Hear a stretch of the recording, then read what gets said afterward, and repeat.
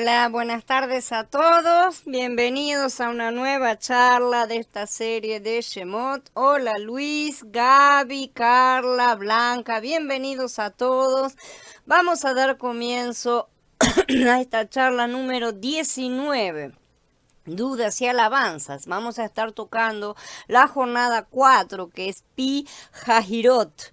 Salieron de Tam y volvieron sobre Pi Hahirot, que está delante de Baal Zephón, y acamparon delante de Migdol. Dicen Bamidbar 33, en el Pasuk 7. Llamo la atención al hecho de que desde el comienzo, estas primeras etapas son todas fronterizas. Estamos todas en la frontera. Todas estas jornadas primeras son de la frontera. Son cuestiones que suceden en la frontera de Mitzrayim y del Sinai. Es decir, que se refieren a las primeras jornadas del pueblo de Elohim, ¿cierto? Y que se relacionan con las experiencias que suelen darse al inicio de la caminata, caminada del creyente, ¿no es cierto? No quiere decir que más adelante no puedan darse también. Muchas cosas se repiten, ¿no es cierto? Pero son acontecimientos espirituales típicos de las primeras jornadas.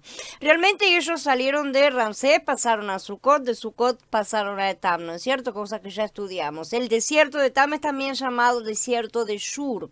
Vamos a ver esto para que verifiquen en sus Biblias que se trata del mismo desierto. Por eso vamos a comparar Bamidbar con Shemot. Estamos mirando el libro de Shemot en el capítulo 3. En el 14 está Pi Hahirot, ¿no es cierto? Pero como estamos viendo que salieron de Tam hacia Pi Hahirot, entonces vamos a identificar este desierto. Como en los mapas aparece Shur, vamos a ver que según las escrituras el desierto de Tam es este mismo desierto. Dice en Shemot en el 13:20, emprendieron la marcha desde Sucot y acamparon en Etam al borde del desierto. Recordamos esto, ¿no es cierto? Esto lo estudiamos ya en el capítulo anterior y vemos que habla de la entrada del desierto, donde comenzaba el desierto, donde terminaba justamente el territorio de Edom.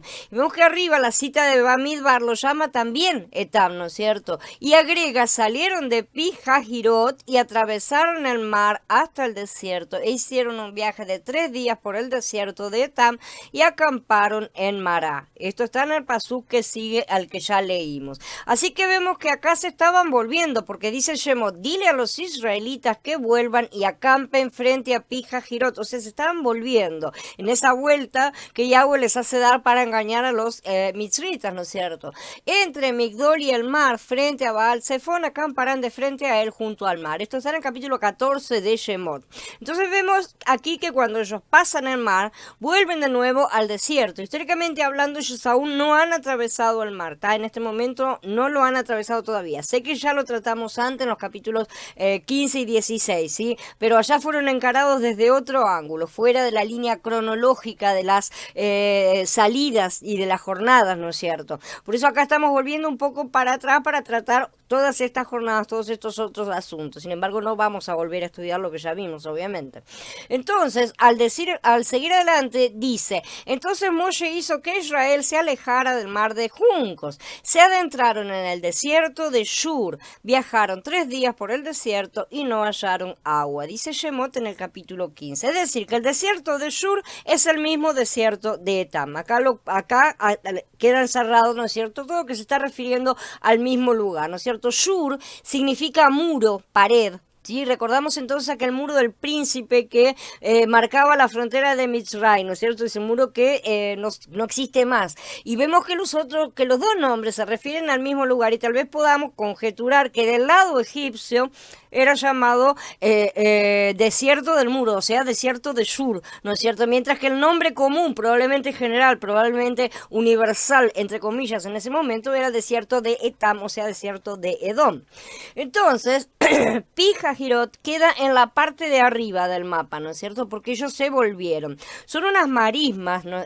Que son como ciénagas, son una especie de lagos pero bajos, ¿sí? Se le llama también el lago de Mansalé y se llama también mar de juncos, ¿no es cierto? O Yansuf, esa es la palabra exacta que aparece en hebreo. Esta es una de las posibles ubicaciones geográficas, ya que también estas cosas se discuten por los estudiosos, como ya sabemos, y no se ponen todos de acuerdo. No hay nada en realidad que determine dónde está, de forma a no tener ningún tipo de dudas. Entonces, cuando vemos estas cosas, tenemos que comprender que este es el dedo de Yahweh, ¿sí? Él no quiere que nos quedemos en esos detalles secundarios porque conoce nuestra tendencia a hacer de las sombras una realidad que no es la verdadera que ella señala. Si tuviéramos esos lugares bien marcados, haríamos santuarios o puntos turísticos, ¿no es cierto? Hoy que somos más modernos, haríamos turismo en eso. Otra forma de idolatría que muchos no se dan cuenta que hacen cuando viajan a Tierra Santa, ¿no es cierto? Y se la pasan recorriendo lugares que no están donde tendrían que estar y son solamente puntos para sacarle plata a la gente. Este tampoco sería, entonces, según esta línea hipotética de la marcha, el mar de juncos que van a cruzar, que queda más hacia abajo, ¿sí? A esa parte van a llegar después.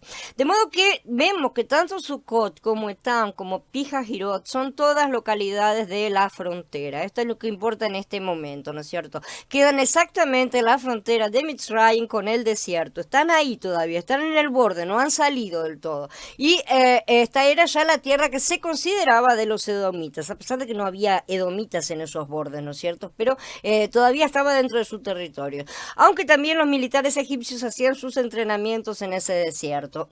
Pero toda la ubicación en cuanto a Sucot, Etam y Pijajirot son fronterizas y representan entonces estas experiencias espirituales fronterizas de los comienzos, cuando el creyente está todavía en la frontera entre el mundo y el camino de santificación, ¿no es cierto? Está empezando todavía, así que muchos se van a poder sentir muy identificados, en realidad muchos más de los que se debería, porque muchos no han terminado todavía de salir de Mitzrayim, ¿no es cierto? Cuanto más nos demoramos en Mitzrayim, más nos vamos a identificar con este tipo de situaciones, ¿no es cierto? Claro que pueden repetirse de cualquier manera algunas de estas experiencias más adelante, no quiere decir que sean pura y exclusivamente de esta etapa, no. Pero lo típico es que sean experiencias que se presentan al principio. Entonces ellos se volvieron atrás en la caminata, ¿sí? Esa vuelta fue hacia el norte y volvieron hacia Pijajirot. Y esta, ya sabemos, es una cuestión misteriosa porque los egipcios ciertamente supondrían que ellos irían por el camino de los filisteos, ¿no es cierto? Que va directo hacia Gaza, o tomarían en última instancia la línea del sur, la línea del Sinai. Pero Yahweh hizo una obra misteriosa, confundió a los egipcios y les tendió una trampa, como ya vimos. Pero claro que mientras Elohim les estaba haciendo una trampa a los egipcios, el pueblo que estaba en esa frontera estaba también experimentando algo para conocer a Yahweh. Ciertamente en todas esas cosas, las dos partes, mientras uno era castigado, la otra parte debía aprender fe, básicamente, era lo que tenía que estar aprendiendo. Es decir, a veces parece que Elohim permite que el enemigo nos ponga en una situación donde no sabemos qué hacer, no tenemos la menor idea de qué puedo hacer ahora porque no tengo más nada, no tengo nada, se me han cerrado todos los caminos, ¿no es cierto? Pero justamente para él mostrar su poder y hacer las cosas a su manera, para su gloria y para dejarnos con la boca cerrada, básicamente, ¿no es cierto? Nosotros entonces hasta aquí, cuando estábamos en el mundo, estábamos acostumbrados a hacer nosotros mismos las cosas. Y ahora parece que nos entregamos a Adón, pero de pronto pareciera que antes me iba mejor, ¿no es cierto? Como que empecé a ganar menos, como que empezaron a haber problemas, empezó la cosa a complicarse, ¿no es cierto? Me parece que me equivoqué de camino, esta decisión que tomé no es la mejor y todas esas cosas que muchos se plantean en los comienzos, ¿no es cierto? Y eso porque siempre estábamos buscando el beneficio que podemos obtener en todo, porque no estábamos buscando acercarnos a él para amarlo, estábamos buscando, bueno, ¿qué me vas a ofrecer? A ver, sí, yo te adoro, más o menos como lo que hizo Jacob, ¿no es cierto? Si me proteges, si me cuidas y todo lo demás, entonces serás mi Elohim. Más o menos esa es la postura con la cual nosotros entramos en un acuerdo, entre comillas, con Yahweh, ¿no es cierto? Y él nos deja que creamos que eso va a servirnos de algo, ¿no es cierto? Pero nosotros estamos pensando justamente que, bueno, yo voy a obtener esa vida mejor, esa vida victoriosa, todas esas cosas, ¿no es cierto?, que se mencionan y que resultan las cosas que el nuevo creyente queda esperando a la vuelta de la esquina. Tienen que estar, al día siguiente tienen que estar, abrir la puerta de casa y encontrar todas las bendiciones en un gran paquete. No es exactamente de la manera en la que nosotros pensamos. Sin embargo, esas bendiciones sí nos vienen en un gran paquete, cosa que normalmente no lo vemos y lo dejamos cerrado. Entonces, cuando nos entregamos al ladrón, como que perdimos algo, ¿no es cierto? Y lo que perdimos fue básicamente el control. Y ese es el grave problema que tiene la humanidad. Esto puede angustiarnos enormemente, porque aun cuando el 90% de las cosas que pretendemos hacer sean inútiles realmente, en una situación típica, ¿no es cierto?, estar entre el mar y los egipcios, no hay nada que ellos hubieran podido hacer en sus propias fuerzas, aún así hacer algo nos hace sentir que estamos en el control de nuestras vidas. El no tener nada para hacer desespera a la cabeza, ¿no es cierto? Aun cuando la opción de hacerlo, alguna cosa, sea una estupidez y no sirva para nada. Aquí Yahweh les dio la orden de regresar y acampar en Pi-Hahirot, ¿no es cierto? Y eso parece un sinsentido a las mentes humanas. Parecería que tomaron una dirección absurda, quedar atrapados entre los egipcios y el mar. O sea, es como entrar en las fauces del lobo, y voluntariamente además, ¿no es cierto? A los ojos humanos esto equivale a salir de las seguridades del mundo y confiar en un Elohim invisible que estamos apenas empezando a conocer y que no estamos muy seguros de si me va a responder, si me va a dar lo que me prometió y todas esas cosas. Todavía lo tratamos como a cualquier otra persona del planeta, ¿no es cierto? O sea, como alguien que puede llegar a fallar, básicamente. Un creyente maduro ya ha conocido durante más años la fidelidad de Elohim y sabe que esa es la dirección correcta, ¿no es cierto? Pero también pasó por ese lugar antes, por eso puede llegar a saber esas cosas, para poder alcanzar esa fe, por eso sabe. Pero un creyente nuevo al principio no entiende cómo puede resultar útil tomar algunos riesgos en fe. Es más, querría que no hubiera ninguno. No, ¿para qué necesito riesgo? Te agarré como Elohim para que me protegiera, no para que me hagas correr riesgos y me dieras... no quiero aprender coraje, quiero que me cuides, nada más. Esa es la postura que más o menos que tenemos, ¿sí? Entonces el creyente nuevo no vivía de la fe, vivía de sus seguridades. Vivíamos antes de las cosas del mundo, de nuestros manejos, de las cosas que para cada uno eran lógicas a nuestra cabeza, ¿no es cierto? Y ahora Elohim empieza primero a llamarlo a salir de su tierra, segundo, de su parentela, a ir a una tierra que no conoce, y después de todas estas cosas, encima Yahweh lo coloca entre la espada y la pared, ¿no es cierto? Casi como si lo estuviera entregando en manos de los enemigos de los que lo acabo de rescatar. Me acaba de sacar del mundo y ahora me pones en manos del mundo y el mundo me quiere masacrar, ¿no es cierto? Y en ese momento la persona está completamente confundida en su cabeza. Evidentemente para la mente humana esto es espantosamente ilógico. Hola Fabio, bienvenido. Hola Mariel, hola Eduardo, hola Javier, bienvenidos. Entonces, esto es al principio, ¿no es cierto? Por eso cuando el creyente está empezando a caminar con Elohim, experimenta que no sabe qué hacer, no sabe a dónde va, no sabe lo que le está pasando y a veces piensa que se equivocó y que tiene que volver a lo anterior, ¿no es cierto? Me parece que le erré feo, o no sé, o él no me escuchó, yo no entendí la letra chiquitita, alguna cosa le erré porque las cosas están yendo muy mal. Me habían dicho que todo era para estar andando bien, ¿no es cierto? Entonces, la persona confundida en su cabeza dice, bueno, me parece que lo mejor sería volver a antes, porque antes tenía el control, él piensa, ¿no es cierto? La persona cree que tenía el control, no tenía ningún control, ninguno de nosotros tenía el control de nada, ¿sí? Y como tomaba sus propias decisiones, entre comillas, que no le tomaba ninguna decisión porque nos damos cuenta de que no tenemos ningún control en el momento en que queremos salir del sistema. Cuando alguien intenta salir del sistema de verdad, se da cuenta que no tenemos el control absolutamente de nada, porque es imposible. Entonces, la persona en ese momento estaba convencida de que sí tenía el control y de que tomaba sus propias decisiones, sabía lo que tenía que venir a continuación siempre, porque bueno, todo estaba programadito, ¿no es cierto? Pero ahora no tiene la menor idea de lo que cada día le va a traer. Y esa es la verdad, esa es la verdadera vida del creyente. Eso simplemente aterra a la carne. ¿Sí? La carne se pone loca. La carne siempre tiene pánico de dejarse caer en las manos del Padre y así son para todos los creyentes nuevos estos primeros pasos, y para muchos creyentes no tan nuevos también siguen siéndolo, ¿no es cierto? O sea, son un tiempo en el que no solo se cuestionan si tomaron la mejor decisión, sino que con esta postura cuestionan la sanidad mental del Creador y hasta contemplan la idea de volverse atrás. Entonces estamos en Pijajirot, entre Migdol y el mar, frente a Baal Zephón, ¿sí? Migdol, que quiere decir una torre o fortaleza, ¿sí? Es la palabra Migdol, probablemente sería una parte de la muralla de la que ya hemos hablado, ¿no es cierto? Y el mal de juncos, ¿no es cierto? Entre esas dos partes. Y esto es lo que representa Pijajirot, esta experiencia de vacilación, es una experiencia de duda, ¿no es cierto? ¿Será que estoy bien o será que estoy mal? ¿Estoy en el lugar correcto? ¿Será que me metí en algo que no era lo que tenía que meterme? Sí, antes me iba bien en todo, pero mira cómo estoy ahora. Mientras ellos se iban, Yahshua empezó a hablar de Yahanan a las multitudes. ¿Qué salieron ustedes a ver en el desierto? ¿Una caña sacudida por el viento? Dijo Mashiach en Matillán, el capítulo 11. Mashiach estaba preguntándole a la gente si ellos creían que Yahanan, el inversor, era una caña al viento, o sea, alguien inestable, como es una caña, es una cosa que se balancea con cada viento.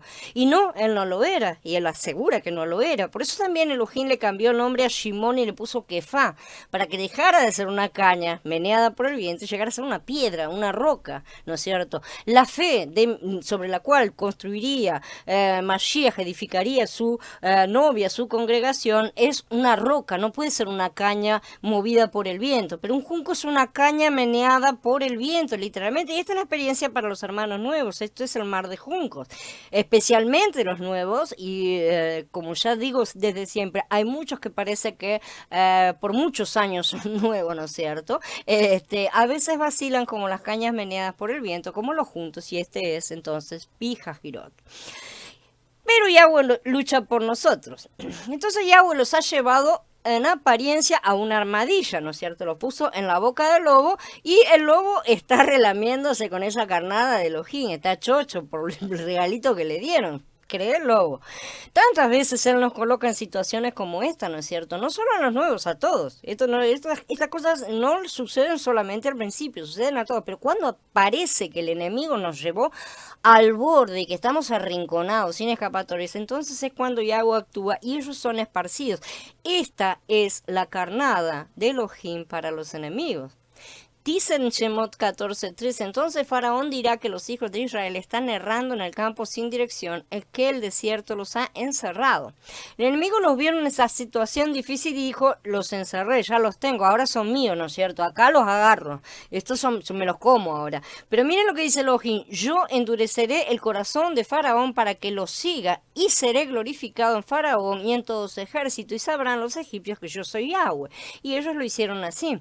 Entonces vemos que Elohim mismo es el que está permitiendo al enemigo hacer lo que hace, ¿no es cierto? Creyendo que ya los tiene en el momento de la lucha, ¿no es cierto? De la vacilación inicial, en ese momento en el cual están todavía así, y si los agarrara realmente, se los lleva de vuelta y le dicen que sí a todo, porque esa es la postura, ¿no es cierto? Ese es el momento difícil, ahí el enemigo ya además está seguro de que si los llega a agarrar de verdad, ya los tiene. Entonces cuando todo parecía estar en bandeja para Hasatán, para Faraón, ahí el Adón dice, soy yo, ¿no es cierto? Acá estoy yo. Pero hasta ese momento ni Hasatán ni nosotros entendemos eso en verdad. Sí, es fácil ver las cosas después, desde el tiempo pasado miramos hacia atrás y vemos la película, ¿no es cierto? Más calmos y más tranquilos, pero después nos acordamos y decimos, pero en el momento me puse loco, ¿no es cierto? Porque estaba re nervioso.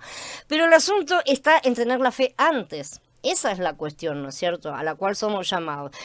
Por supuesto, en la primera vez no la tendremos, en la segunda tal vez tampoco, pero la cuestión es ir acrecentando, bien entendiendo que ese tipo de situaciones van a seguir sucediéndonos a lo largo de la vida a todos y que no son situaciones para hacernos vivir una continua película de terror, de saltos en saltos, ¿no es cierto?, sino que son para que nosotros ejercitemos y hagamos crecer nuestra fe. Estas son las formas en las que Yahweh nos adiestra para aumentar nuestra fe. Entonces, Pijajirot es un lugar donde la experiencia es de una caña mecida por el viento, una hojita, temblando, ¿no es cierto?, en el medio de una furiosa tormenta, pero no basta volver una y otra vez nuestros ojos a Mashiach y dejar de ver el viento y las olas a nuestro alrededor, que ya van a pasar, ya va a entrar el Adón a calmar esa tormenta hasta que crezcamos y aprendamos a calmarla nosotros mismos, a ordenarle nosotros mismos a nuestra carne que se calme y se aquiete, como David dijo, ¿no es cierto?, en verdad que me he comportado y he acallado mi alma, decía en el Mismor 131, porque nuestra lucha no es contra carne y sangre, por eso tenemos que hacer crecer nuestro ruaj para alcanzar la autoridad de Mashiach, para calmar no solo nuestra carne, sino también para detener las fuerzas y las potestades que luchan en nuestra contra, ¿sí? No, hay dos cosas que están luchando en nuestra contra en cada situación que enfrentamos. Sí, el enemigo está afuera, pero acá la carne está dentro. Entonces estamos siendo atacados desde dos frentes prácticamente. Y si dejamos esa quinta columna que tenemos acá adentro actuar, está actuando literalmente en nuestra contra. Y nosotros pensamos que nos está defendiendo. Entonces necesitamos someter a la carne, porque la carne es nuestra enemiga también. Cuando empezamos a caminar de veras con el Adón, aprendemos día a día a no quitarle los ojos de encima. La única forma de no mirar las amenazantes circunstancias que nos rodean, porque todo el tiempo nos están apareciendo amenazas, y poco a poco vamos adquiriendo la autoridad para ordenar cállate y obedece a nuestra carne y a los demonios, a las dos partes. Pero los israelitas estaban apenas empezando la caminata, sabemos, eran bebés recién nacidos. Entonces dice, y dijeron a Moisés, ¿no había sepulcros en Egipto que nos has traído para que muramos en el desierto? ¿Por qué has hecho así con nosotros que nos has sacado de Egipto? ¿No es esto lo que te hablamos en Egipto diciendo, déjanos servir a los egipcios? Porque mejor nos fuera servir a los egipcios que morir nosotros en el desierto. En fin, la postura de los mitritas es realmente patética, ¿no es cierto? Acá lo vemos a los bebés berrando, gritando, chillando, llorando, muertos de miedo, convencidísimos de que han tomado la decisión equivocada. Realmente, ¿por qué te escuché? Yo no me tendría que haber quedado en mi casa. Eso es lo que están diciendo, ¿no es cierto? No quiero seguir a ese Elohim desconocido que no me está convenciendo como me está guiando, no me gusta. Me está yendo mal, mira, me va a comer el faraón. Ahora, ya pasaron las 10 plagas y todas las maravillas que él había hecho. Esas son cosas viejas, ¿sí? Ahora, ¿quién se acuerda de todas esas cosas ahora que el enemigo está a punto de devorarnos? Esa es la postura siempre eterna de la carne. Y no es que los mitritas, ay, mirá con lo que hicieron ellos, sino, no, nosotros hacemos exactamente las mismas cosas. A los 5 minutos nos olvidamos de lo que 5 minutos atrás ya sucedió, de cualquier maravilla que nos haya dado, y entramos en pánico nuevamente, ¿no es cierto? Entonces empezaron a quejarse delante de Moshe. Entonces vemos bien aquí está el combate, ¿sí? Este es el combate. Aquí es cuando empiezan a creer que se equivocaron, que lo mejor era volverse, y algunos capaz que hasta se vuelven, ¿no es cierto? Es decir, empezaron a dudar, empezaron a temblar como junquitos, ¿sí? Delante del viento. ¿Por qué nos sacaste de Misraim para venir a morir aquí? Antes me iba mejor, antes no era creyente y me iba bien, pero ahora mirá cómo estoy, ¿no es cierto? Me va a devorar el cuco. Así que es que el enemigo se viene con todo en ese momento, sí, parece que fuera un huracán, ¿no es cierto? Parece que viniera un huracán. Eso es lo que le parece a la carne, ciertamente, ¿no es cierto? Y si no hubiera nada, si estuviera solo, es cierto que nos arrasa. Si estuviéramos solos, si no tuviéramos a Yahweh, ciertamente Hasatán nos arrasaría, pero no estamos solos. Y ahí está el problema, ¿no es cierto? Ahí esa es la parte donde la fe todavía no fue construida, ¿sí? Y Elohim mismo es el que permitió eso. Entonces, pero con un propósito. La persona todavía no entiende los caminos de Yahweh, chilla, grita, patalea, igualito a un bebé, ¿no es cierto? En esos momentos ellos no creen que Elohim realmente los va a guiar. Se les sobrepone el problema, sea cual fuere, ¿no es cierto? De tal manera que piensan que es mejor volver a la normalidad antigua. Dejo todo y me vuelvo al mundo. Me voy a buscar un trabajo, no sé, me vuelvo, ¿no es cierto? La cosa es me vuelvo a lo conocido. Enseguida que tenemos un problema, lo primero que nos ponemos a buscar es dónde está el botón que apaga la situación. ¿Sí? ¿Cómo hago para volver a la normalidad? Apreté algo equivocado, esto está fallando, así que yo quiero formatar todo, por favor, y volvamos hacia atrás. Esa es la postura de nuestra carne. Entonces, por causa del conflicto, de la tensión, se busca a quién culpar siempre, además, ¿no es cierto? Porque esa es la cosa. Cuando no hay salida inmediata, cuando no puedo apretar rapidito el botón y resetear toda la situación, entonces me doy vuelta y empiezo a buscar a quién tengo que ¿quién tiene la culpa de esto que me está pasando? Alguien tiene que tener la culpa, ¿no es cierto? Lo normal es buscar una cabeza, un chivo expiatorio, y ahí caen los líderes siempre, normalmente, ¿no es cierto? Los que nos llevaron a esa situación. Aquel que nos trajo las buenas nuevas, mirá dónde me metió, me trajo las buenas nuevas y estas son, mirá la situación, ¿dónde está lo bueno de esta situación, ¿no es cierto? Eso es lo que la carne dice, ¿sí? Entonces, mirá dónde me metí por escuchar lo que el otro me dijo, pero fue Elohim el que dijo, fue Yahweh el que habló, no fue Moshe, no fue Aarón, no fue Juan de los Palotes llevando la buena noticia, no somos nosotros somos herramientas, nosotros somos solamente las bocas a través de las cuales Él habla. Entonces, ahí está el problema cuando la persona se da vuelta y le echa la culpa al líder, al que lo está dirigiendo, al que le está enseñando, al que le está explicando y dice, mira, antes me iba mucho mejor, antes de escuchar a esta loca que está hablando acá en la cosa, a mí me iba bien, yo voy a dejar de escuchar estas cosas y me voy a casa y me vuelvo y cambio, porque ahora me está yendo mal. Si ahora Yahweh permite que no sacudan las cosas, es por exactamente las mismas situaciones, porque fue Yahweh el que dijo, el que dirigió a algo que parecía absurdo. Él siempre nos dirige a situaciones en las cuales nuestra fe es probada, es pasada por el fuego literalmente, ¿no es cierto? Para que solamente quede el oro. ¿Qué es lo que se va a quemar en ese momento? ¿Qué es lo que quema en el fuego de Yahweh? ¿Qué es lo que arde? La carne. ¿Qué es lo que va a arder? El miedo. ¿Qué es lo que va a quedar? El oro de la fe. Solamente eso tiene que quedar. Entonces no puede quedar otra cosa. Tenemos que pasar por esos fuegos. Pero claro, ellos no veían ni ven a Yahweh. Ellos clamaban, ¿no es cierto? Pero con poca fe. En realidad no clamaban con poca fe. Estaban gritando, ¿no es cierto? Desesperados. Pero no estaban confiando realmente en que los iba a escuchar porque ya estaban pensando que los habían entregado, que Yahweh los había entregado a la muerte. Así que este es Pijajirot.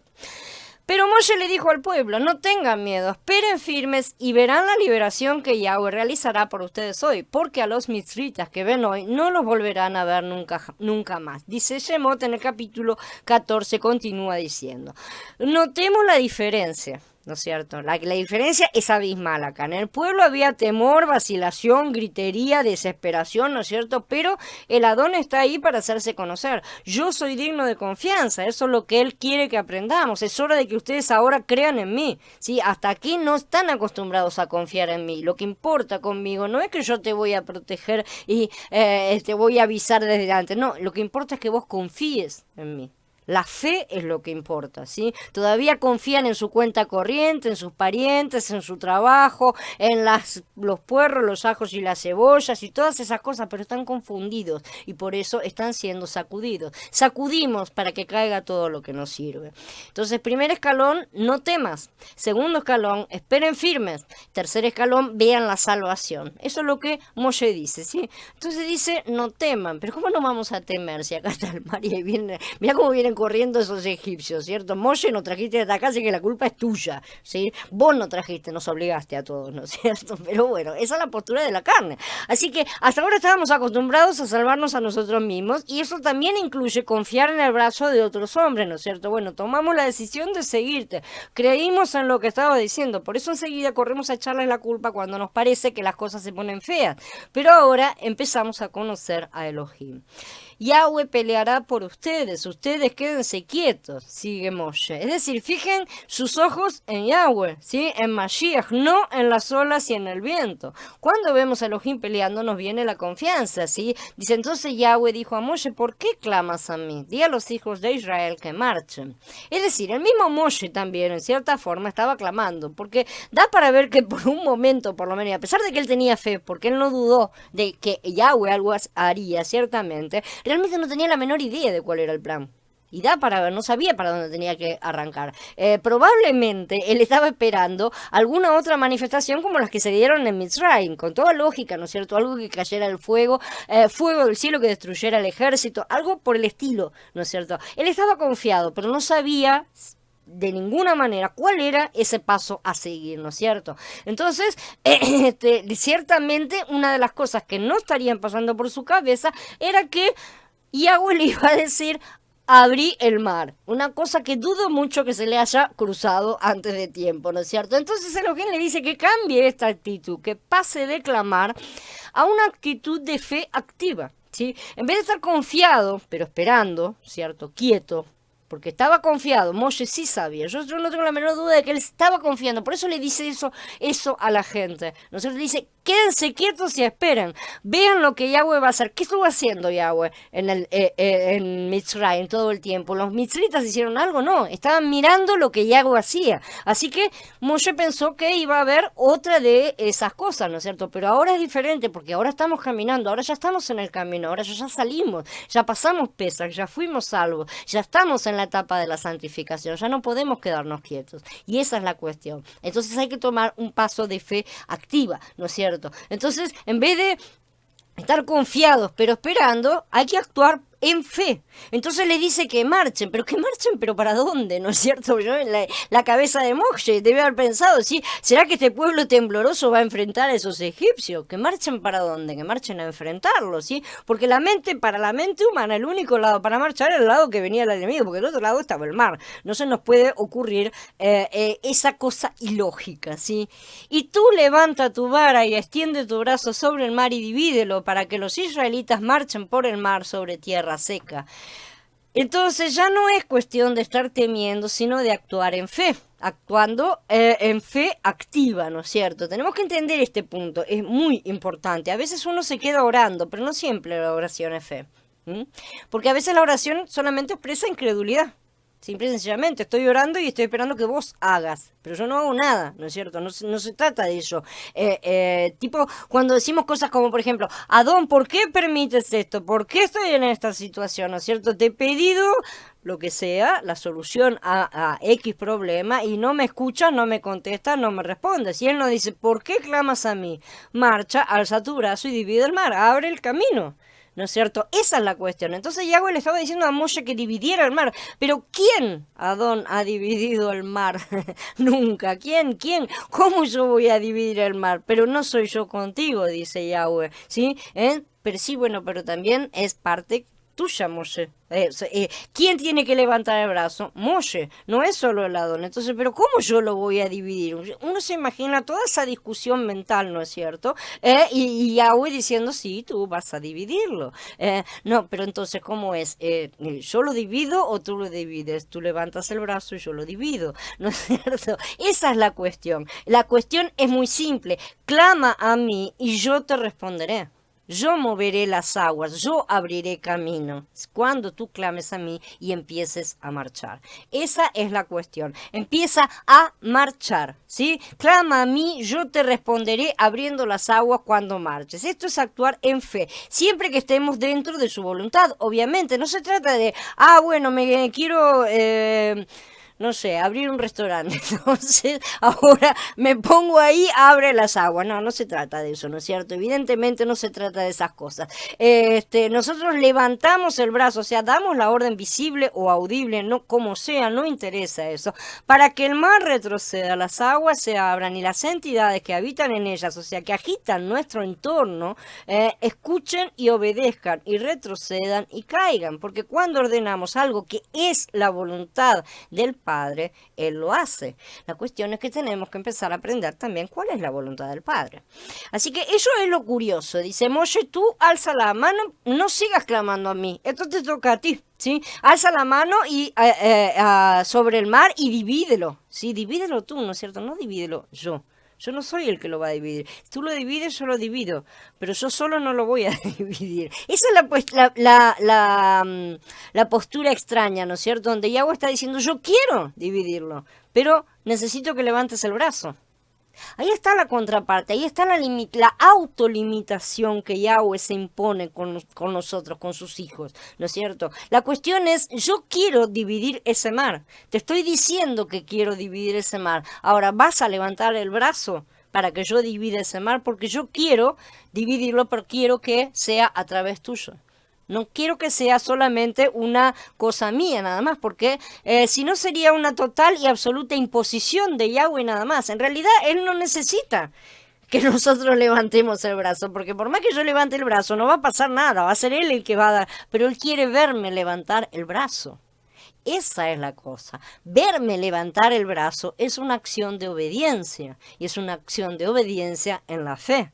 Esa es la fe activa, verdaderamente. Esa es la cosa que hay que hacer, ¿no es cierto? Yahweh sabía que Moshe tenía la fe, porque ya lo había estado entrenando con tantas veces que levantó sus varas en las plagas, ¿no es cierto? Así que Moshe alzó su brazo y el soplo de Elohim, o sea, su ruaj, pasó a través de la decisión de fe de Moshe.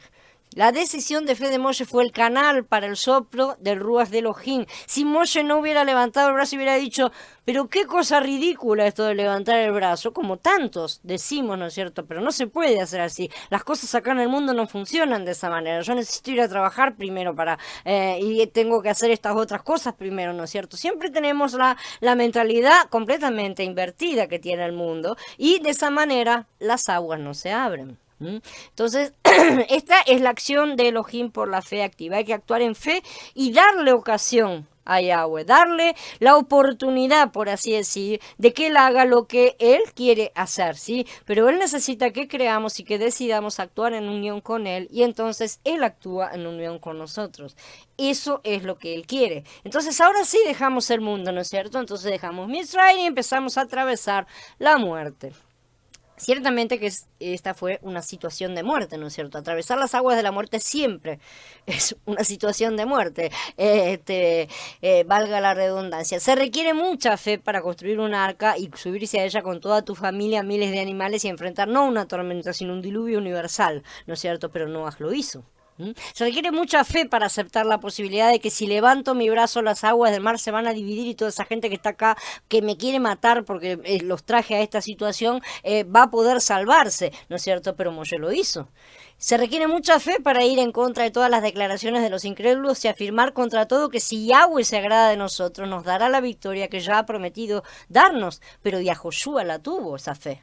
¿Sí? Josué tuvo esa fe. Podemos citar a tantos ejemplos más, solamente de la nube de testigos y otros tantos más, ¿no es cierto? Y en todos ellos podemos observar algo que los ha hecho especiales a los ojos de Yahweh y del mundo. También, algo que los diferencia de los creyentes comunes y que los constituye como parte de los vencedores. Y eso especial es su emuná en que Yahweh cumplirá sus promesas, aun si ellos no ven ese cumplimiento, ¿sí? Porque muchos de ellos sabemos que murieron antes de recibir las promesas. Eso es lo que los ha convertido en ejemplos vivos, aún estando muertos, para tantas generaciones y muy especialmente para los que han sido llamados a ser vencedores, compañía de la cebada. Yahweh entonces hizo su parte. Él enterró a Faraón y a todos los misritas bajo las aguas del mar y salvó a sus hijos. Y lo mismo hará si concordamos con él en nuestras oraciones. Pero las escrituras dicen que piden y no reciben porque piden mal para gastarlo en sus placeres, nos dice Santiago, ¿no es cierto? Jacob en el capítulo 4. Y ese es el error de la mayoría. Es el error que teníamos todos, ¿no es cierto? Desde el comienzo, porque ese es el error al cual nos lleva la carne, ¿sí? Pedir para nosotros mismos, porque él dice que primero tenemos que ocuparnos de sus cosas, o sea, de su obra, que a cambio él se va a ocupar de nosotros y de nuestras necesidades. ¿Acaso ya nos olvidamos que estamos bajo una promesa de sangre?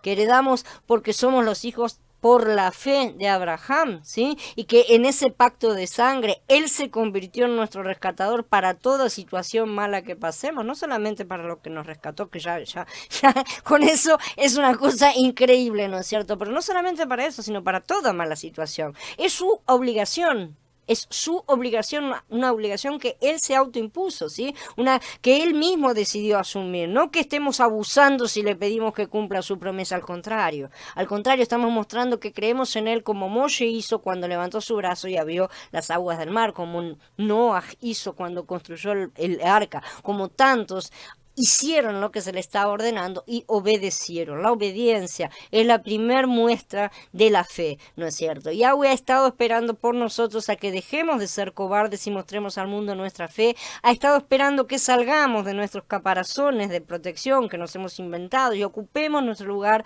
por derecho de herencia, el que hemos obtenido a través de Mashiach, que debe crecer en nuestro interior, y que si no lo dejamos crecer nunca tendremos la mente de Mashiach y por lo tanto seguiremos pensando con nuestra mente de la carne. El mundo nos ha enseñado que eso está mal, que es darle órdenes a Yahweh, sí, aunque después ellos decretan cualquier cosa, ¿no es cierto? Y se lo pasan decretando cosas o hacen lo que se les antoja sin siquiera pedir permiso. Pero esa es doctrina de demonios que no desean vernos victoriosos porque saben que la fe es la fuerza en la que andamos en esta etapa. Y cuando mostramos que tenemos fe en sus promesas, le estamos agradando y Él responde para que el mundo vea que somos sus hijos, ¿sí? Cuando estamos haciendo lo que a Él le da gloria, Él responde. Así que no seamos tímidos porque los cobardes no heredarán el reino. Los dos bautismos. Entonces aquí es donde ellos se deciden y finalmente se bautizan. Cuando son bautizados por la nube en Etam y con el mar en Pijajirot. Ahora vamos a ver esa secuencia de cosas, ¿no es cierto? Porque no quiero, hermanos, que ignoren que nuestros padres estuvieron bajo la nube y que todos atravesaron el mar. Todos en Moshe se sumergieron en la nube y en el mar, dice Shaul en Corintiim Aleph en el capítulo 10. Entonces, notemos que aquí se habla de dos bautismos, justamente. Uno en la nube, o sea, en la presencia de Elohim, la nube que los guía era Mashiach, que es por la fe, pero también se habla del bautismo de agua, y ese es el mar, ¿no es cierto? Son dos aspectos del bautismo. Son bautismos en la presencia de Elohim, en la gloria de Elohim, y se refiere a Mashiach, ¿no es cierto? Y es como nosotros, los creyentes, recibimos el bautismo desde que comenzó la era de Shavuot. Sí, que tantos han entendido que se trata de dos bautismos, y eso es cierto, pero a nivel espiritual, no físico. A pesar de que retrata dos aspectos, ¿no es cierto? No es que haya que hacer dos cosas separadas. En verdad, para ser más correcto, se trata de dos acciones diferentes del mismo Ruach, ¿sí? Pero que para expresarla físicamente, para pintar el cuadro, ¿no es cierto? Se necesita mostrar dos cosas, como siempre, como ya vimos con las dos palomas y los dos chivos.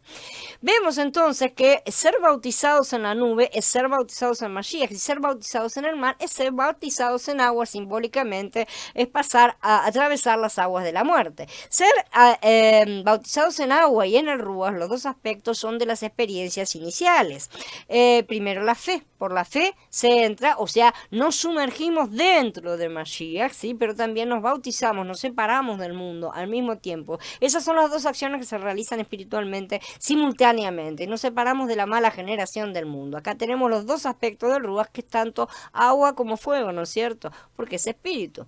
Entonces vemos todos los pasos. Primero en Mitzrayim, para salir comieron bajo la sangre y comieron del cordero. Es decir, Mashiach los limpió y Mashiach habita en ellos, ¿sí? Está en su interior. Mashiach nos limpia, esa es la sangre. Ahora Mashiach habita en ellos.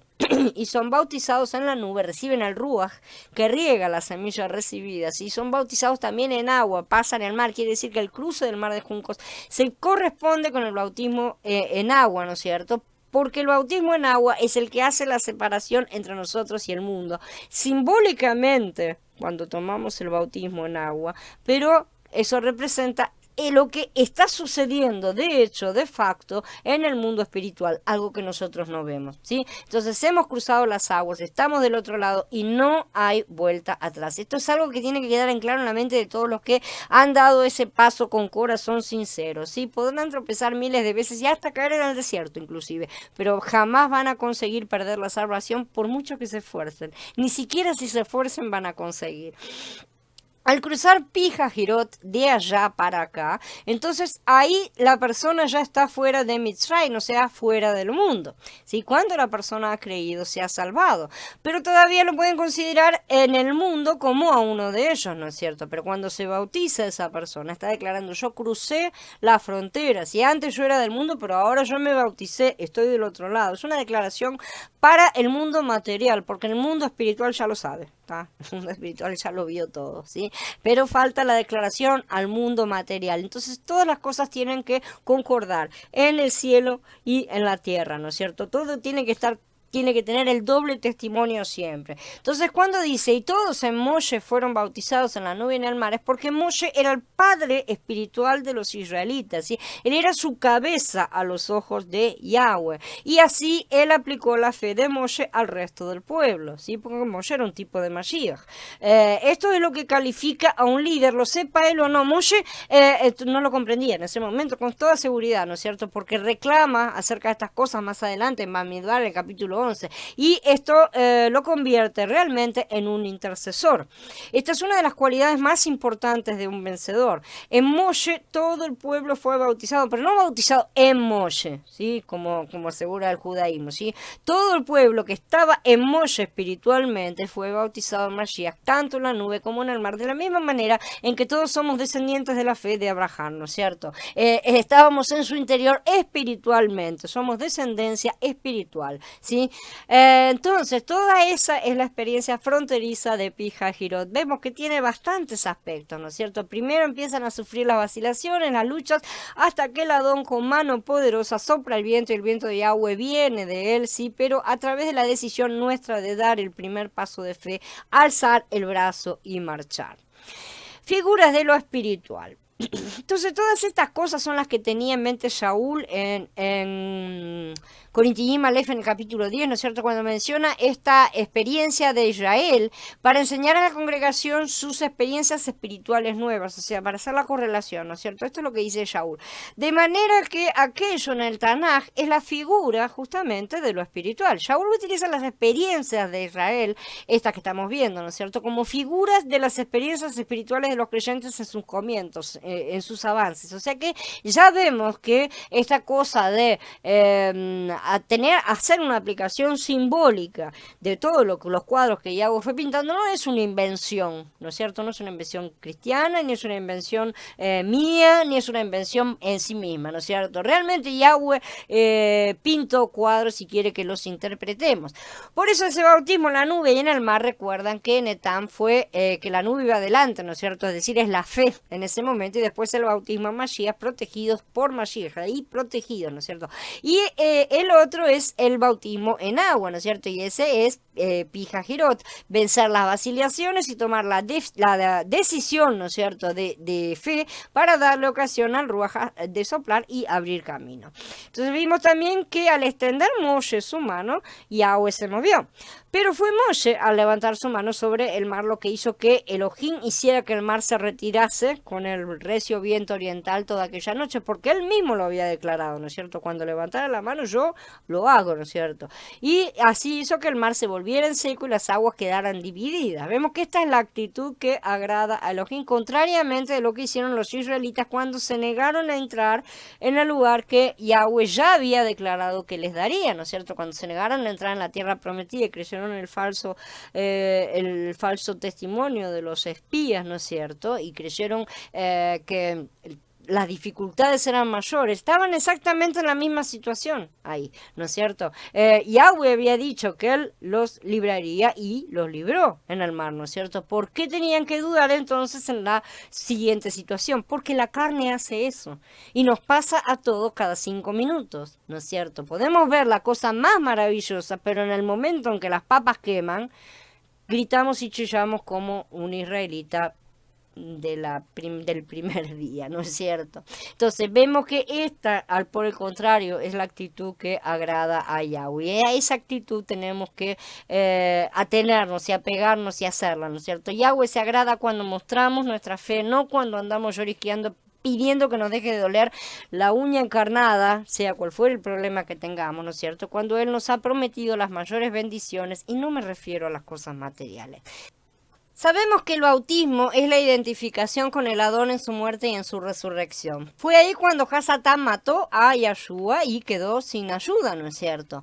El Adón permitió que heredásemos una condición caída en la cual tiene parte Hasatán, pero cuando nos identificamos con el Adón, Hasatán es juzgado en nosotros, porque Hasatán está en nosotros, está en nuestra carne, está en nuestro interior. Entonces, al mismo tiempo que se juzga nuestra carne, se está juzgando a Hasatán, ¿sí? Cuando decidimos entregarnos a Mashiach y morir con Mashiach, que el que es juzgado en ese momento, Hasatán también.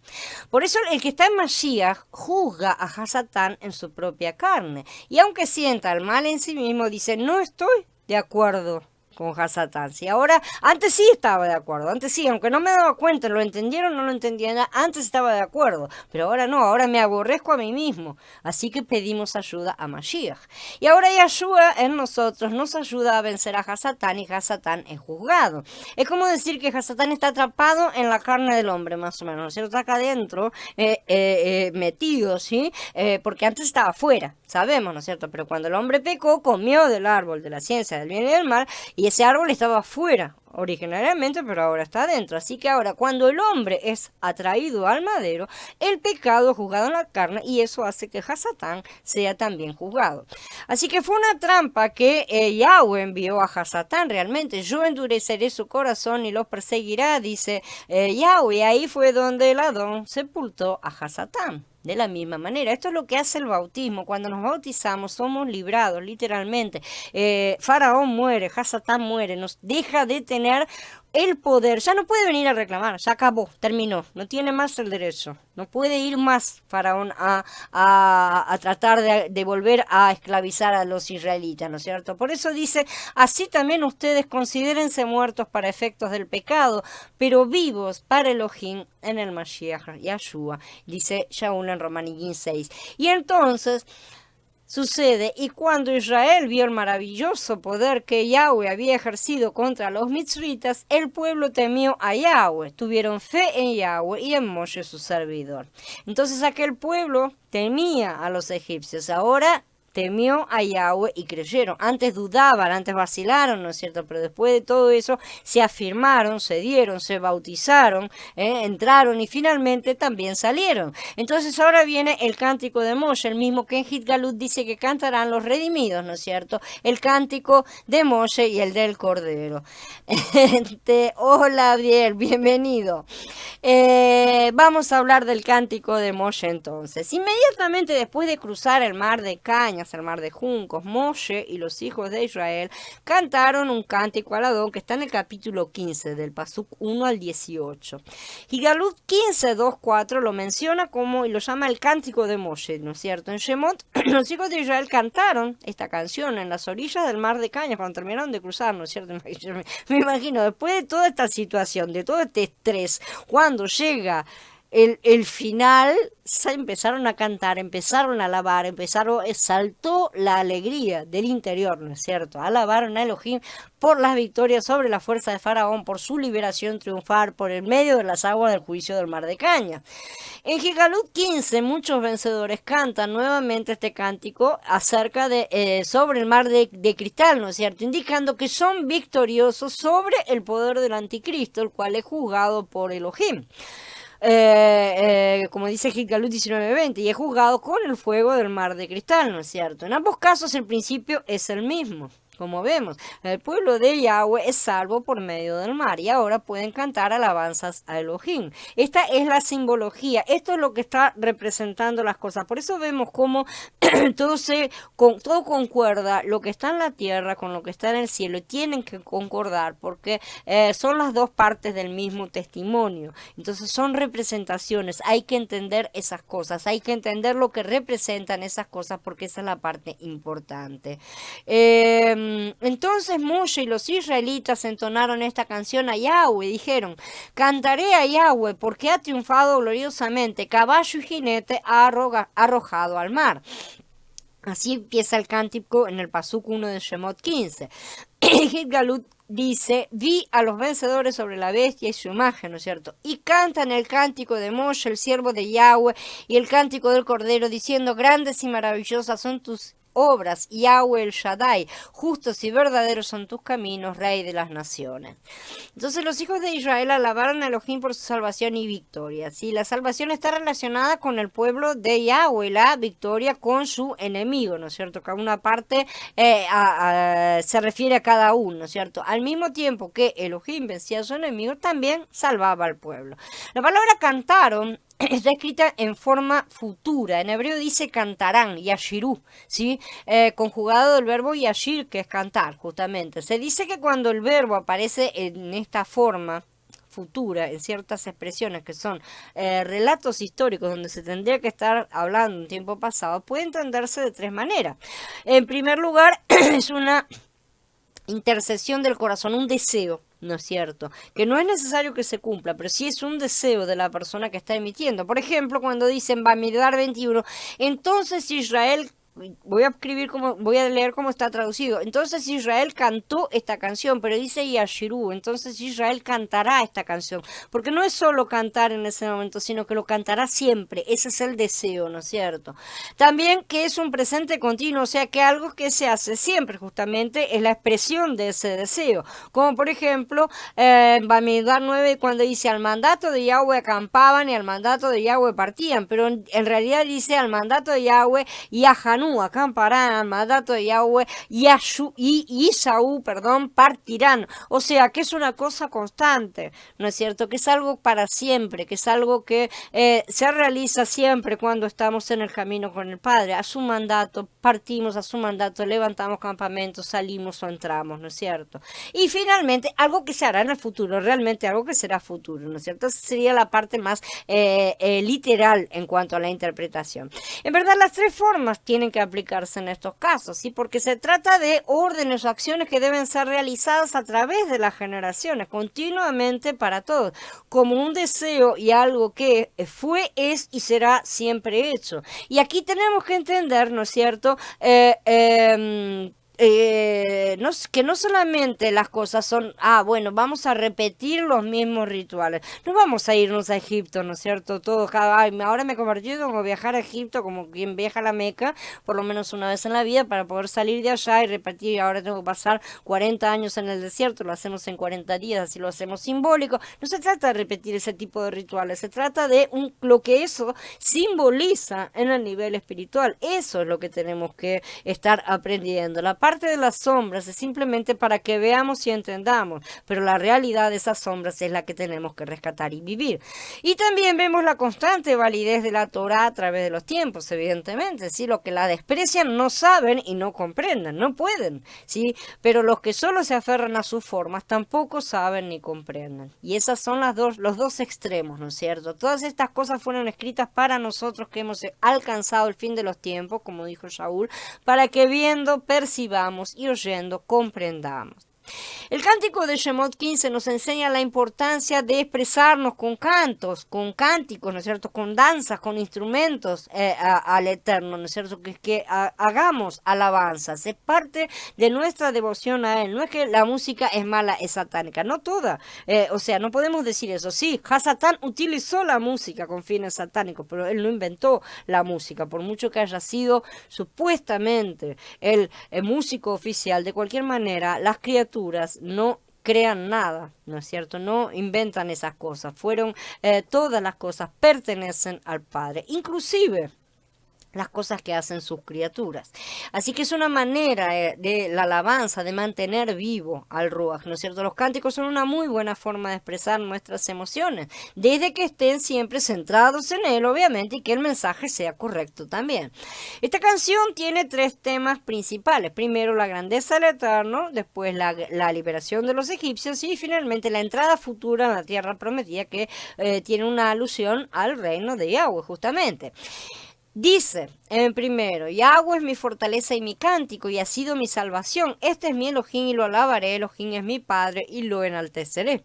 Entonces la palabra hebrea que ha sido traducida como glorificaré o ensalzaré es ve'ambehu, ¿sí? Del verbo navá, justamente, que significa descansar, reposar, celebrar y preparar una casa. Todas estas acepciones tiene este verbo. Implica la idea de embellecer una casa, ¿no es cierto? Porque tenemos que recordar el pensamiento, la mentalidad nómada de los israelitas, ¿no es cierto?, de aquellas épocas, cuando ellos descansaban, levantaban una tienda que fuera bella, que fuera cómoda, lo hacían lo mejor posible para el tiempo que tenían que estar en ese lugar, ¿no es cierto? Entonces necesitamos tener esas cosas, ese tipo de mentalidad para comprender. En este sentido viene justamente la alabanza, de acá deriva el sustantivo navé, que es traducido tanto como casa, tienda, morada, ¿no es cierto?, habitación también, en el sentido del lugar donde la persona habita, donde la persona está, ¿no es cierto?, donde pasa determinado tiempo, y es mucho más en ese sentido de un lugar donde se encuentra, ¿no es cierto?, más que el formato en sí. No es que sea una tienda por la forma de tienda, sino como el lugar donde se habita, ¿sí? Entonces de aquí comprendemos que lo que estamos haciendo es embellecer la casa de Yahweh. Estamos levantando una tienda. Nosotros estamos, porque somos peregrinos, ya como ya estudiamos, ¿no es cierto?, entonces estamos en la etapa de peregrinación, y lo que hacemos es cada vez que levantamos una tienda, la embellecemos, ¿sí?, para nuestra comodidad y la suya, porque tiene que ser todo conjunto, ¿sí? Y esa casa que estamos embelleciendo somos nosotros mismos, al final de cuentas, como ya sabemos. Cuando lo alabamos y le rendimos la gloria que le pertenece y lo enaltecemos por sus grandes hechos, nos embellecemos a nosotros mismos. Somos hechos bellos a sus ojos, somos bellos, Él se agrada, nos ve hermosos en ese momento y estamos embelleciendo su morada. Pero tú eres Kadosh, tú que habitas entre las alabanzas de Israel, nos dice David en el Tejilín 22, ¿sí? Él habita en medio de nuestras alabanzas, esa es la verdad, ¿sí? Esto no es únicamente elevar cánticos, ¿sí?, porque uno puede alabar sin dar canciones, sino toda expresión de alabanza y agradecimiento por lo que Él es y hace, embellece nuestra morada, tanto las cosas que nos agradan como las que no nos gustan tanto también. Yahweh es varón de guerra, Yahweh es su nombre. Los carros del faraón y su ejército los ha arrojado al mar, y sus capitanes escogidos fueron hundidos en el mar de los juncos. Hay muchos lugares en las escrituras donde el Eterno es presentado como guerrero, y muchos están en Yesaya, en Sofonías, en Nehemías, ¿no es cierto? Él no es pacífico en cuanto a la injusticia y a la maldad, como ciertas denominaciones pretenden hacerlo creer. Pasar, ¿no es cierto? Como que ay, no, Él es amor y nada más. El que no hace guerra contra el pecado y la injusticia que le rodea, ¿no es cierto?, no está siguiendo el ejemplo de su Padre Celestial, realmente. Este es el eterno problema que muchos tienen entre amor y justicia, como si no pudieran ir juntos, y sin embargo en nuestro Padre están. Nuestro Padre y sus hijos son la expresión de las dos cosas, porque aunque el amor sabemos perfectamente que es la esencia superior, ¿sí?, la justicia se desprende del amor, porque ¿qué tipo de amor sería uno que es injusto? Así que no puede no tener justicia, pero la justicia sin amor es muerte también. Entonces nosotros en nuestro panorama material limitado tenemos que encontrar el equilibrio entre los extremos en todo, no solamente en esta cosa, en todo hay que encontrarlo, porque siempre estamos con la tendencia de irnos a los extremos, ¿sí? Y buscar aplicar la justicia con amor y no dejar nunca de ejercer amor e injusticia, ¿no es cierto?, para representar a Yahweh de forma plena y correcta. La partida de los justos contra el mal en este mundo hace que los malvados se multipliquen y actúen sin temor. Por eso, por algo estamos como estamos. Si callamos ante el mal, somos cómplices. Las escrituras nos consideran cómplices. Por eso tenemos que hablar ante cada cosa que está incorrecta, por muy banal que pueda parecernos y por mucho que eso nos atraiga el reproche y otra vez viene ese loco hablando con esas cosas, ¿no es cierto?, del otro lado. Un pequeño error puede ser el comienzo, la base de cosas mucho peores siempre, y si permitimos que por esta vez que pasen, no, tenemos que sentar las pautas correctas de todas las cosas. Cada vez que dejamos pasar un error o transgresión sin exponerlo, no quiero decir tengamos que condenar a la persona todas las veces, sino tenemos que exponer el error y dejar en claro que eso ahí fue un error y no estaba todo bien y no pasa nada. No, eso es un error, ¿sí? Yo puedo perdonarlo, puedo no perdonarlo, puedo dejar pasar las cosas, pero eso es un error, para que la siguiente vez ya se tome otro tipo de conducta, ¿no es cierto? Si no hacemos esas cosas en amor y justicia, estamos sentando un precedente para la injusticia. Tu diestra, oh Yahweh, ha sido magnificada en poder. Tu diestra, oh Yahweh, ha quebrantado al enemigo, sigue el cántico, ¿no es cierto? La diestra del Eterno es Mashiach. O sea, lo sabemos, ¿no es cierto? Él será el que finalmente va a destruir a los enemigos que se levanten contra el pueblo de Israel. ¿Quién es este que viene de Edom, con vestiduras brillantes desde Borra? ¿Quién es este, de atuendo majestuoso, que marcha en su gran poder? Soy yo, que hablo en justicia, poderoso para salvar.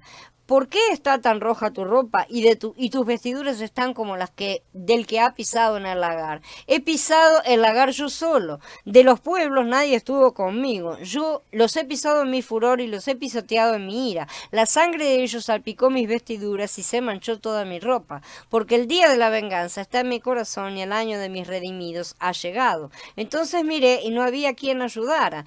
Me asombré y no hubo quien me apoyara. Así que mi propio brazo me trajo el triunfo y mi propia ira fue mi ayuda. En mi furor pisoteé pueblos, los embriagué con mi ira y derramé en tierra su sangre, dice Yeshayahu en el capítulo 63 y es confirmado en el capítulo 19 de Gitgalut. Vi el cielo abierto y vi un caballo blanco y el que lo montaba se llama Fiel y Verdadero y con justicia juzga y hace guerra. Sus ojos son como llama de fuego, en su cabeza tiene muchas diademas y tiene un nombre escrito que nadie conoce sino él mismo. Está vestido de una vestidura teñida en sangre y su nombre es la palabra de Elohim. Los ejércitos en el cielo lo seguían en caballos blancos, vestidos de lino fino, blanco y limpio. De su boca sale una espada aguda para herir con ella a las naciones, y él las guiará con cetro de hierro. Él pisa el lagar del vino del furor y de la ira del Shaddai. En su manto y sobre su muslo tiene escrito un título, Rey de Reyes y Adón de Señores. Entonces Yahshua HaMashiach es la mano derecha, la diestra de Elohim que ejecuta la ira del Eterno. Él vino la primera vez como cordero de Elohim, pero la segunda vez vendrá como el león de Yahudá. Sabemos a ejercer justicia sobre los que le negaron el cetro y robaron su primogenitura. Continúa el cántico, al soplo de tu nariz se amontonaron las aguas, las corrientes se levantaron como una muralla, el abismo se cuajó en el corazón del mar. El enemigo dijo, los perseguiré, los alcanzaré, repartiré los despojos, mi alma se colmará de ellos, desnudaré mi espada, mi mano los subyugará. Soplaste con tu viento y el mar los cubrió, se hundieron como plomo en las aguas majestuosas. ¿Quién como tú, Yahweh, entre los Jaelim? ¿Quién como tú, majestuoso en santidad, tremendo en esplendor, obrador de maravillas? Extendiste tu diestra y se los tragó la tierra. En tu bondad guiaste al pueblo que redimiste, en tu fuerza los llevaste a tu santa morada. Moshe describe la acción de Yahweh cuando separó las aguas y no hay nada de poético, como algunos aseguran que dice qué poética la descripción. No hay nada de poético en esta descripción. Es literal, mal que le pese a muchos simbolicistas que desacreditan el poder del Altísimo, diciendo que esta es una descripción poética. El mar tiene un corazón. ¿Sí? En este caso el significado de la palabra corazón es alegórico, se refiere a la parte más íntima, ¿no es cierto?, al interior, al núcleo central, por así decir. El corazón de una persona es lo más íntimo, eso es lo que representa, ¿no es cierto?, donde se manifiesta lo que realmente la persona es. El corazón es donde reside el alma, por así decir, es esa parte de nuestro ser y eso es lo que simboliza. Dice, el abismo se cuajó en el corazón del mar. Porque Yahweh venció a todos los falsos Elohim, como afirma a continuación, ¿quién como tú, Yahweh, entre los Jaelim? Como ya estudiamos antes, esto es un juicio, ¿sí? Y esta es la sentencia final. Faraón y sus secuaces, simbolizando en el mundo material a Hasatán y sus hordas en el plano espiritual, fueron condenados al abismo, sepultados en las aguas de la muerte, y aquí en una sombra, ¿no es cierto?, de lo que Mashiach haría en su primer venida. Gloria a Yahweh y a su mano fuerte que es Yahshua HaMashiach. He leído comentarios mesiánicos de raíces judías acerca de este punto y en la aplicación personal todos concluyen con cosas como la que sigue, para resumir, ¿no es cierto?, en una simple frase. Hay que creer en el corazón, no solo en la mente. La fe de la mente no justifica ni salva, solo la del corazón, en lo más íntimo de la persona. Querido lector, mira bien que la enseñanza de la Torá y la obra del Mashiach no se queden solamente en tu cabeza, ponlas en tu corazón, como está escrito en el Shema. ¿sí? Esto es una cosa que a la carne le encanta y por eso corren todos atrás, ¿no es cierto? Pero que esto está defendiendo a la carne, porque aparte, parte de una idiosincrasia en la cual el Ruach siempre está afuera. Ese es el problema que tiene el judaísmo y sigue teniéndolo porque Mashiach no está adentro, está afuera.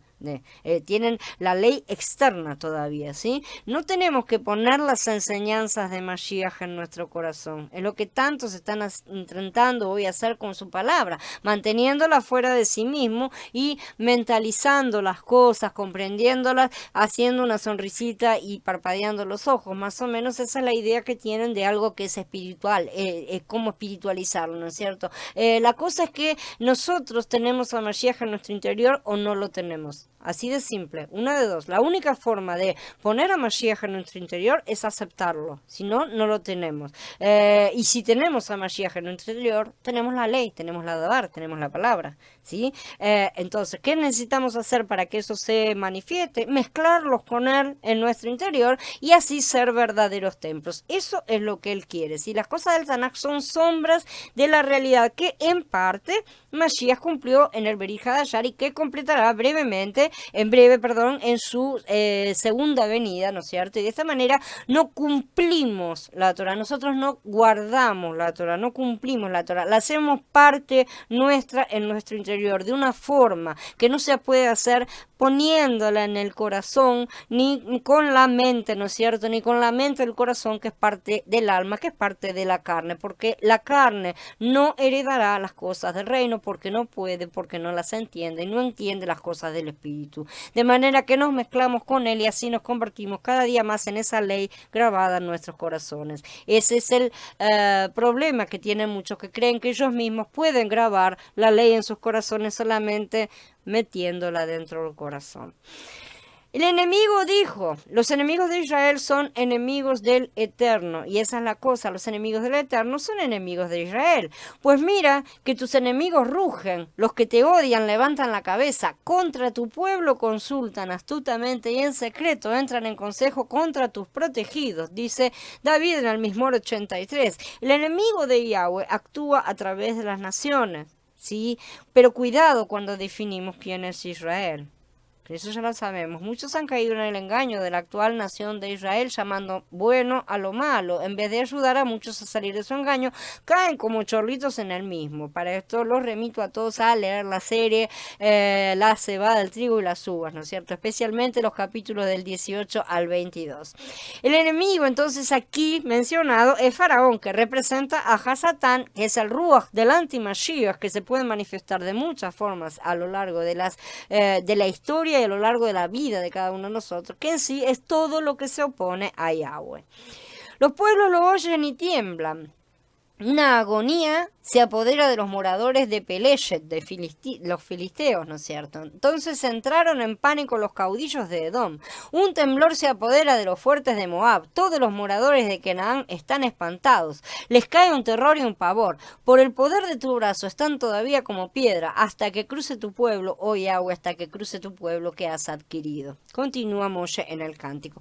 Acá vemos bien claro que Moshe está diciendo cómo se estaban sintiendo las naciones, ¿no es cierto? Los filisteos, los edomitas, los moabitas, los kenanitas, ¿no es cierto? Porque ¿a dónde estaban yendo ellos? A la tierra prometida. Ellos estaban convencidos de que ahora encaraban para la tierra prometida. Vemos perfectamente cuál es la mente de la carne, ¿no es cierto? ¿Qué es lo que dice la carne? Bueno, ahora ya está, ya llegué, ahora ya salí de allá, ahora vamos a entrar en la tierra prometida. No, primero necesitas... ¿Qué necesitas hacer? Tenés que hacer tu traje de boda, porque si no tenés un traje adecuado de boda no vas a entrar en la fiesta, ¿no es cierto? De manera que hay que atravesar el desierto primeramente, y esa es la cosa que va a suceder, solo que ellos están pensando que van a ir directamente a la tierra.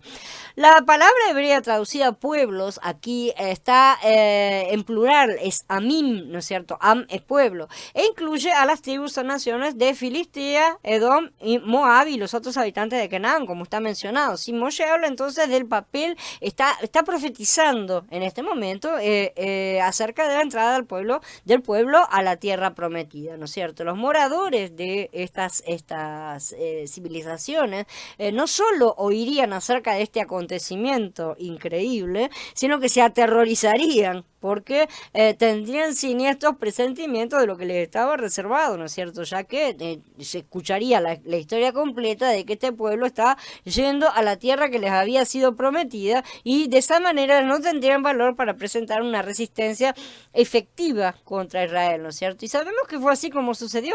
Por eso apenas los israelitas pasaban, los pueblos les salían al encuentro en plan de guerra, salían ya a atacarlo, ¿no es cierto? Aunque no todas las veces era para que el pueblo los atacara, y le decían: no venimos a atacarlo, de verdad, no queremos atacarlo, pero no querían escuchar nada y estaban todos apavorados, estaban todos muertos de miedo, ¿no es cierto? Fue por ese motivo que Yahweh los hizo dar primero la vuelta por el desierto, ¿sí? Porque ya desde un primer momento la fama de estos acontecimientos del poder de Yahweh se extendió por todas las naciones realmente. Primero tenían que prepararlos bien para la guerra, no solo físicamente, sino mucho más importante, espiritualmente. Ellos necesitaban recibir la ley, cosa que se negaron. Sabemos cómo sucedieron las cosas, pero de cualquier manera vamos a estudiarlo en su momento, ¿no es cierto? Además, tampoco para este momento se había completado todavía el tiempo de los habitantes de la tierra de Canaán.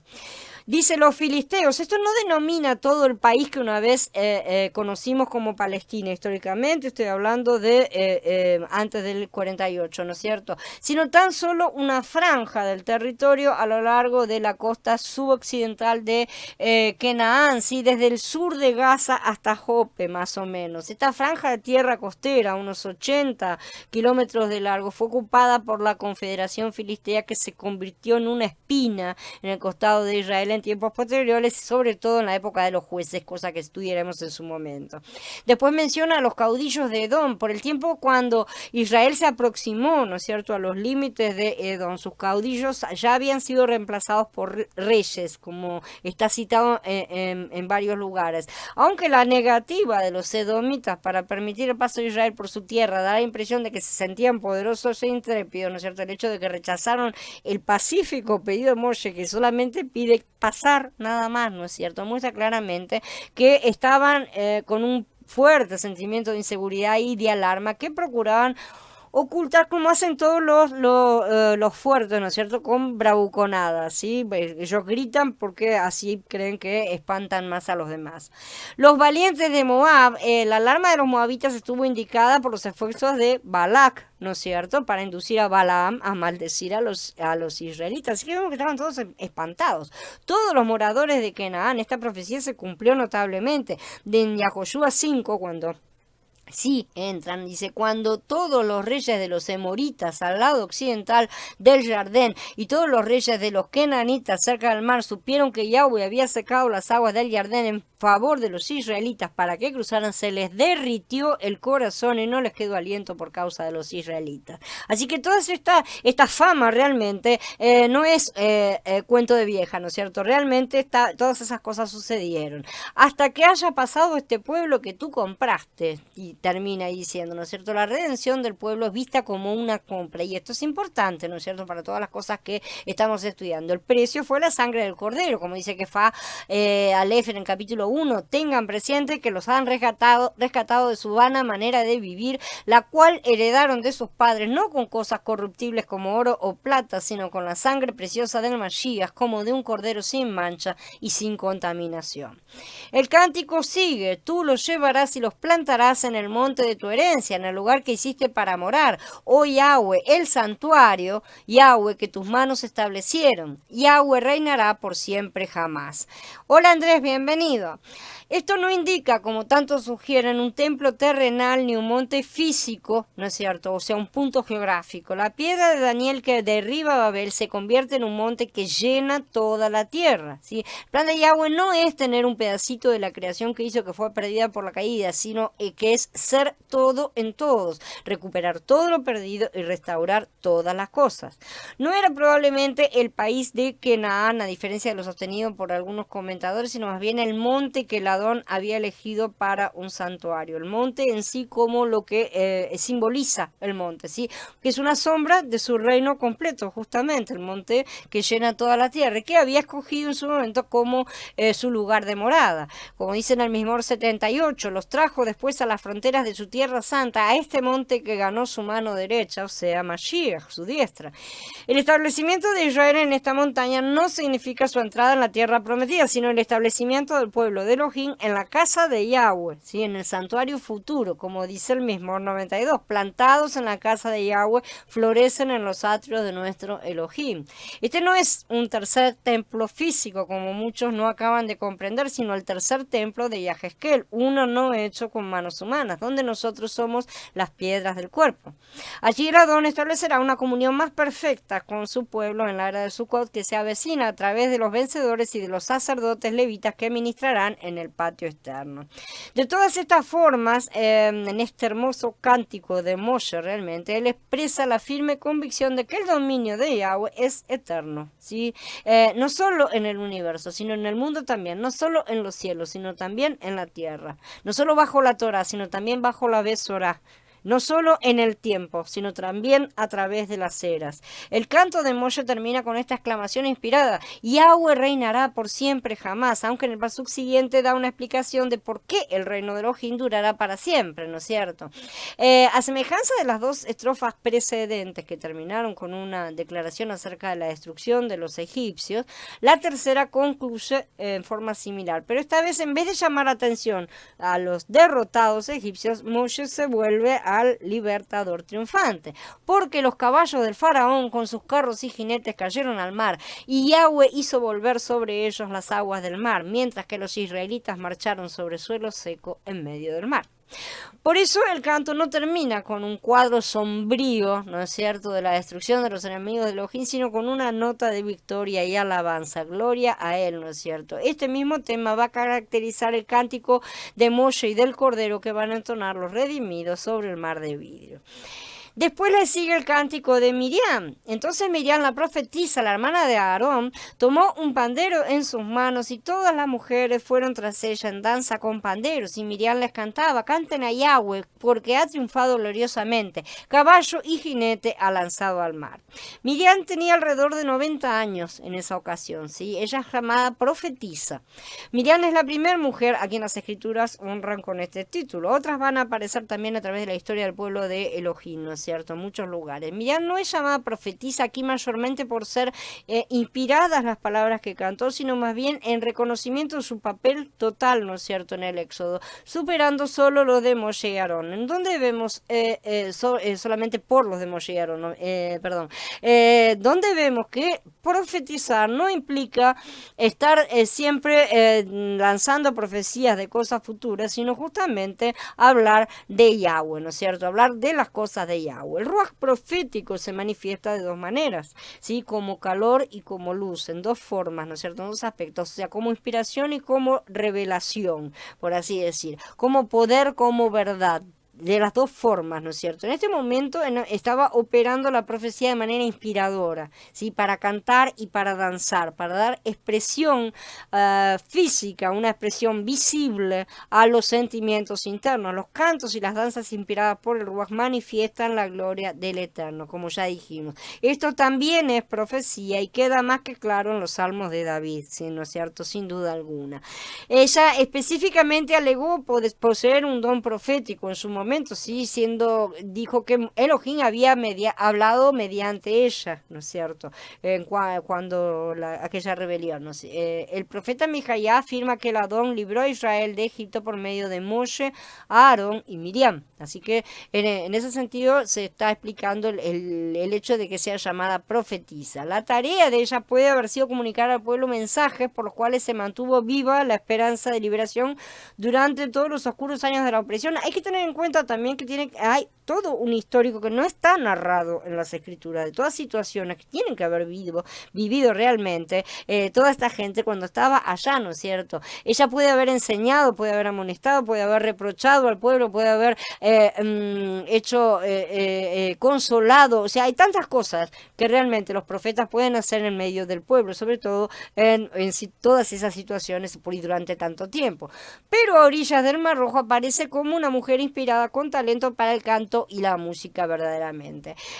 Y todas las mujeres fueron tras ella, dice. Todas las mujeres se levantaron y siguieron el sonido de Miriam, ¿no es cierto? No que se hubieran quedado quietas como estatuas durante el cántico de Moshe, ¿sí? Como muchos aseguran. Realmente no se trata de que la alabanza de hombres y mujeres tenga que ser separada como el judaísmo afirma, ¿sí? Cuando la motivación central es nuestro Padre, no puede haber este tipo de separaciones porque es lo que está buscando desde siempre en la unión, ¿no es cierto? Y volver a hacer una sola carne, ¿sí? Lo que aquí parece es que Moshe cantó primero y todos lo acompañaron en el cántico, probablemente, aunque no está afirmado, y después Miriam inició una danza festiva, o sea, una vez que Moshe terminó toda su alabanza, Miriam dio rienda suelta a la expresión, ¿no es cierto?, de la alabanza ya festiva. Ahora sí viene la fiesta. Las mujeres tenían los panderos, danzaban y cantaban. ¿Sí? Miriam le respondía, canten a Yahweh. La palabra respondía indica que era un canto de intercambio, ¿no es cierto?, con las demás mujeres y sus líderes. Miriam decía,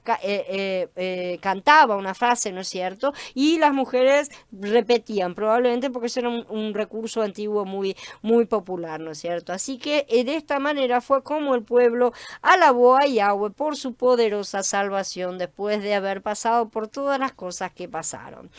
Bien.